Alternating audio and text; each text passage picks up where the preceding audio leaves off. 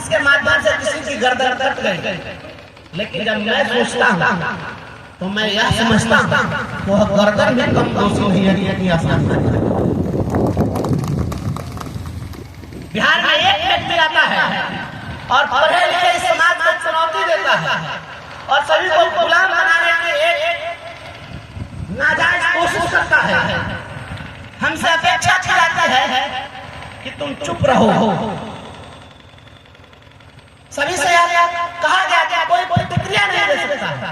संगठनों को मौन किया गया, संगठनों पर पाबंदी लगा दी गई।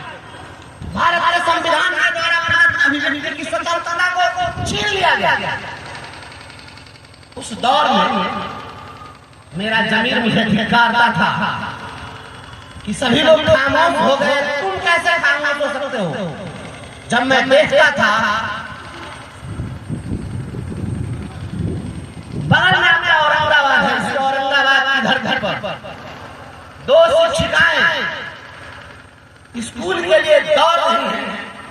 उन्हें इतनी भी सुधी नहीं रहता है कि हम ट्रेन की पटरियों पर हैं और ट्रेन की पटरियों पर वह कट करके और वहीं पर मर जाते हैं। मैं कैसे चुप रह जाता बताइए। मेरी अंतरात्मा हमसे सवाल पूछती। मुजफ्फरपुर में एक आलोक नाम का 22 साल का लड़का था। वह इस प्रकार दुर्घटना में मरा, उसके शरीर के लोथड़े इकट्ठा करके घर गए थे। सही सलामत डेड बॉडी घर नहीं गई। आप सोचो उन माताओं पर, उस माँ पर, उस पिता पर क्या बीता होगा। जब मैं यह देखता था, आपने देखा है फतुहा में एक नौजवान 24 साल का नौजवान गंगा जी में डूब रहा है, बचाओ बचाओ चिल्ला रहा है, कोई बचाने वाला नहीं है। और ऐसी 1-2 घटनाएं नहीं घटी।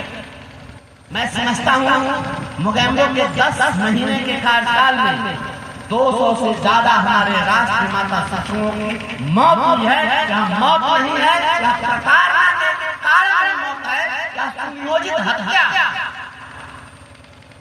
और तब मेरा जमीर मुझे धिक्कारता था कि उसूलों पे आ जाए तो टकराना जरूरी है, अगर जिंदा है तो जिंदा नजर आए। इसलिए हमने कहा था इसका जवाब हमारे साथ जो हुआ आपको लगता होगा। इनको बर्खास्त कर दिया गया। यहाँ पर हमारा पूरा परिवार बैठा हुआ है। हमने अपने बेटा बेटी सबसे कह दिया कि मैं बर्खास्त होने जा रहा हूँ, मैं जिससे लड़ने जा रहा हूँ उनको डिसमिस कर देंगे। और यह भी मैंने कह दिया था कि जेल भी नहीं जाऊंगा। इसके लिए आप तैयार नहीं, क्योंकि मुझे पता था कि इससे लड़ने का परिणाम क्या होगा। इसके बावजूद मैं लड़ रहा था। और मैं क्यों लड़ रहा था, हमने एक वीडियो देखी। एक सैलानी आया था और वह सैलानी पूरे भारत में घूमा और घूमते घूमते राजस्थान पहुंचा। और जब राजस्थान पहुंचा तो यहाँ की मिट्टी को अपने थैले में वो इकट्ठा कर रहा था। एक पत्रकार ने जाकर पूछा, क्या सैलानी इस मिट्टी को तुम अपने थैले में इकट्ठा कर रहे हो। तो उसने जवाब दिया कि मैं पूरी दुनिया में घूमा और पूरी दुनिया में घूमने के बाद पूरे भारत में भी घूमा और भारत के इतिहास को पढ़ा समझा। और मैं समझता हूँ कि भारत की मिट्टी जिस तरह यहाँ की मिट्टी उपजाऊ है, भारत की मिट्टी जैसे वीरों को पैदा करती है, ऐसी मिट्टी पूरी दुनिया के किसी कोने में किसी भी देश में नहीं है। किस मिट्टी की बात करते हो। उस सैलानी ने कहा, जहां जीत सुनिश्चित हो उस जंग को कोई लड़ लेता है, क्योंकि पता है कि लड़ेगा तो जीत लेगा। जहां जीत की संभावना